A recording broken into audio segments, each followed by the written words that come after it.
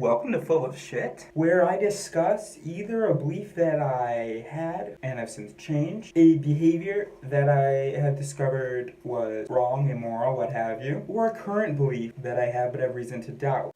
Full of Shit. This is the segment where I share shitty thought with shitty production value and then for some other reason, Full of Shit is a good title. Full of Shit. You caught me at a little bit of an awkward moment. I'm actually not taking a shit right now. And the reason is because I don't have to, physically, but it actually works out perfectly for the whole metaphor of this series. Today we're going to be doing a current belief. Then when I'm ready to take a shit, I will purge myself of the wrongness. Awesome. Today I was wearing this. I wrote a birthday card for a friend, and my phone had died. So there I am, outside her job. And typically when I write something for somebody, in this digital age, I like to have a copy of it. So I see this young lady, and I think, okay, a young person's more likely to do it, especially if I turn on the charm. Especially if I turn on the charms. But then she was meeting someone, and her mom showed up, and so there were only this gentleman, and so I'm like, okay, I don't know how this is gonna go. And you could see it in my face, my uncertainty. I say, hi, sorry, I have a little bit of a bizarre request. This was in French. And somewhere before I finished that sentence, he was done looking at me. He was looking back at his phone. I say, I'm actually about to give this birthday card to a friend of mine who works just here, and my phone just died, and I'm wondering whether you could just take a picture of it and send it to me. I give you it's a bizarre request. Saying no was not the problem. He says, without looking up, no thank you. Thank you. I fucking hate when people say that to me when I've asked them for something. There was a woman who was kind of watching the interaction. I had glanced at her a few times, but she was still curious. So when I asked him whether he'd be able to take a photo, I kind of looked at her and said, or you, miss? And I addressed her.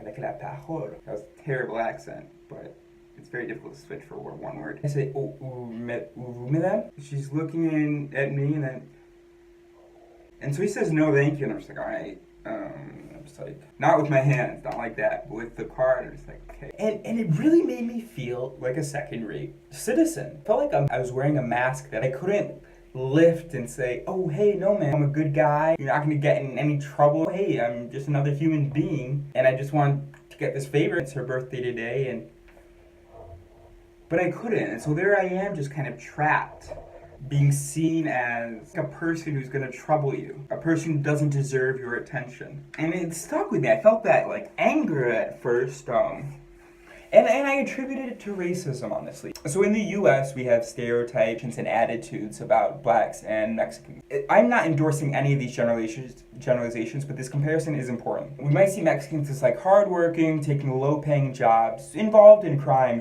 sometimes, sure, but it's still more just like on the lower end of the economic structure. Whereas the blacks, they're cool, more likely to be like involved in, like maybe petty theft or drugs or something. Again, let me repeat, I'm not endorsing any of these, but this is the reality of how things are seen. From my experiences in Paris, it is blacks in the US are the equivalent of Arabs here. And Mexicans in the US are equivalent to the Africans here. So sometimes maybe, seen as less, but still, hardworking, deserving of something.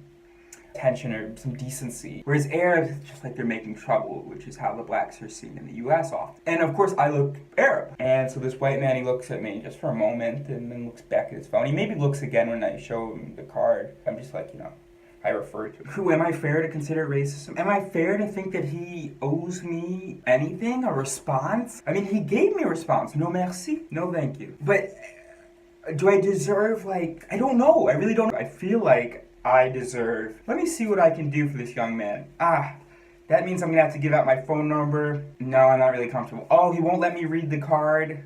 I don't know, he could be up to something shifty, because who takes pictures of birthday cards? So no, I don't really feel comfortable that being in my text history. And that's fine. Or just give some thought. Do I deserve that from him? He's just minding his own business, looking at his phone in a big city like this. This isn't a country where we have some kind of, I don't know. Next time I have to shit, hopefully I'll have some answers or some development in my thinking. But right now, although I understand why we might say, hey, he doesn't owe you anything, I disagree, and I think in some situations you would too. It is a complicated thing, because you might be biased.